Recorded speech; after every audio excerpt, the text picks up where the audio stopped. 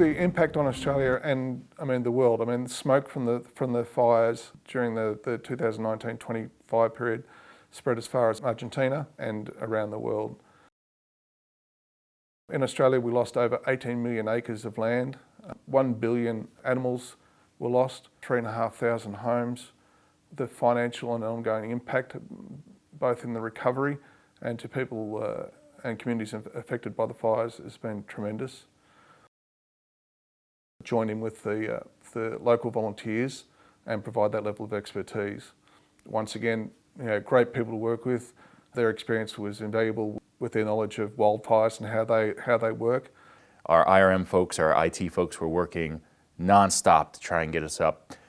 We had radio communications that weren't making it out of the room that we were in because we're inside the chancery with relatively thick walls and windows. Safe messaging is something that was relatively new to us. We had only had it for 5 or 6 months prior to the bushfires coming in. We'd done a fair amount of practice. We had a team out from Washington, D.C. that helped us roll out the program. But we really had a good handle on how to use SAFE and our internal policies and when we would use it. It's not something that we use for routine announcements or personnel announcements. It is something that's solely used for emergencies. So when the time came to send out emergency messages, when people get that phone number, they get those texts, they get the emails, and they see it's from the SAFE system, they knew it was serious business, and there was close adherence to the directions contained in the SAFE messages.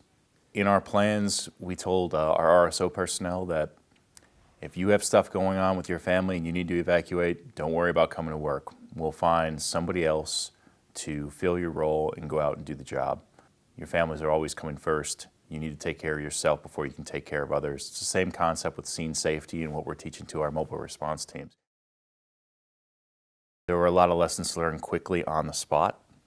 A few things that really worked well for us was our digital mapping, which was pre-existing and updated on a monthly basis, where we would plug all of the government residences, leased, owned, and our local staff residences and Department of Defense residences into KML files. We were able to put that up on the big board to brief the executive, to partition off addresses to assign to the mobile response team for evacuation assistance. Following the 2019-2020 bushfire season, the regional security officers had to work even more closely with the members of the ACT Fire and Rescue, ACT Rural Fire Service, and the New South Wales Rural Fire Service in order to enhance our capabilities and respond to further issues that may occur in any other bushfire season. There's always going to be tweaks that need to occur as people come and go to update lists. There was a time where the Department of Defense personnel that are under a different security responsibility were not included, and they were quickly updated and folded into our SAFE system so that we had complete coverage over all U.S. government personnel in Australia. One thing that we have done since or we're working on currently is following fire rescue agencies in the U.S. lead, making an incident command board. Engage with our own community within the embassy, both locally engaged staff and our American officers, to make sure they and their families are prepared.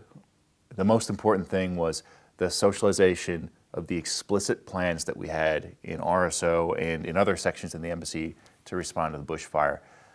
Unlike the smoke crisis where there was no established plan because it had never happened before, previous to arriving at the bushfire season, we had a lot of planning done. We had a lot of decision points highlighted and waiting for review by the EAC.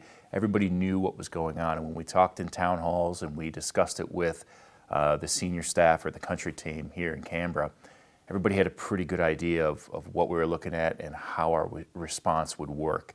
We have lessons learned cables from management. We have lessons learned cables from Consular.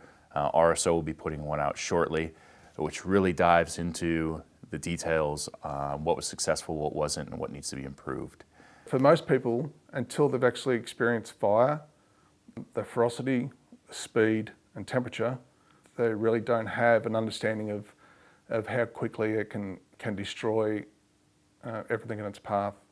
If you have a good bushfire survival plan, you've pre-planned evacuation points, you are proactive in getting your family out and away, like many American officers were, sending their families home or relocating them elsewhere in Australia. You have that time freed up to come and spend 18, 20, 22 hours a day at the mission working through an emergency. And that can only go for so long. So it's your personal choice, and there's a lot of factors that go into it, and we don't judge anybody for changing the calculus there and how much time they need to spend on their own personal stuff, prepping and responding, and how much time they can spend at work. The force of fire is an amazing thing.